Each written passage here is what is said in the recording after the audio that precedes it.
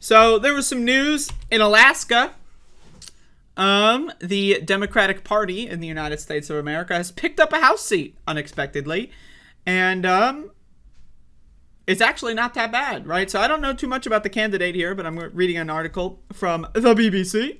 Mary Peltola, first Alaskan native elected to Congress as Sarah Palin loses. So what do the Brits have to say about this? Sarah Palin has lost a special congressional election in Alaska in a district that was Republican held for nearly 5 decades. The winner, Democrat Mary Peltola, will be the first Alaskan native to serve as a lawmaker in Congress for the state. The race was to fill a vacancy left after the former office holder died. The seat is up for grabs again in November. So this is a special election, right? And special elections happen when someone dies in office, and then, like, you know, every 2 years, either way, the seat goes up. So it is a little weird, right, that there was an election now, right? But then there's going to be another one in 2 months, right? It is a little weird. Why not just wait, you know? But I don't. This is how our system works. And so the thing here, the real kind of story here is, will Mary Peltola be able to hold on in the midterm election? Who knows, right? Former Alaska Governor Miss Palin, 58, rose to prominence as a vice presidential candidate in 2008. Miss Peltola, 49, was declared the winner on Wednesday by 3 percentage points in a state that the ex-president Donald Trump took by 10 points in 2020.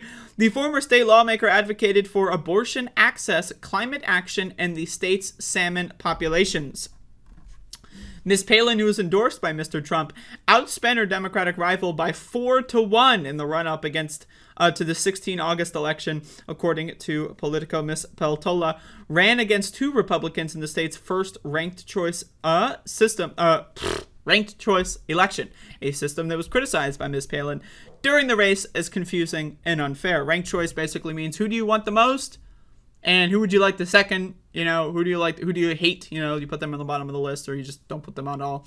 The Democrat, who is Yupik and grew up in a rural place of Alaska, will also become the first woman to hold the seat. It had previously been held since 1973 by the late Republican Don Young. Isn't that crazy?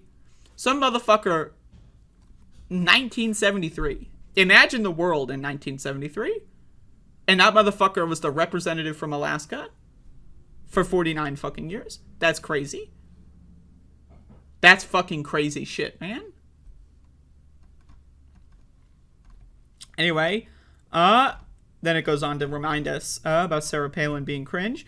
But again, you know, we'll see how this goes. The backlash on this might mean that this person's only in there for a couple months. But either way, it's pretty cool. It signals some good stuff. It's good for the vibes.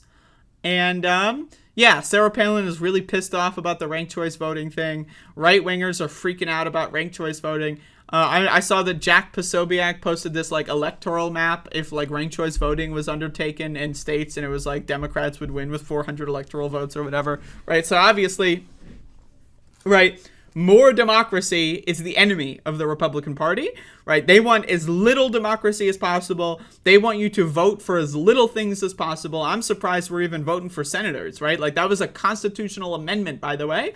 Originally, this system, the governors of the state would appoint senators, right? Isn't that crazy? Right? And, like, it wasn't until, like, you know, the 20th century that we were like, maybe we should allow ourselves to vote for these people. I'm surprised at that one. That's a huge, I mean, I gotta look into how that fucking happened, because that is some crazy shit. Anyway, this is big news. I think it's cool. But again, we'll see how long it lasts, because, you know, the Republicans are going to freak the fuck out about this, and they're going to mobilize to steal that seat back. Well, I guess I shouldn't say steal. But they're going to try to take it back. You know, isn't it weird? Alaska has 1 at-large congressional district, but 2 senators? Really makes you think.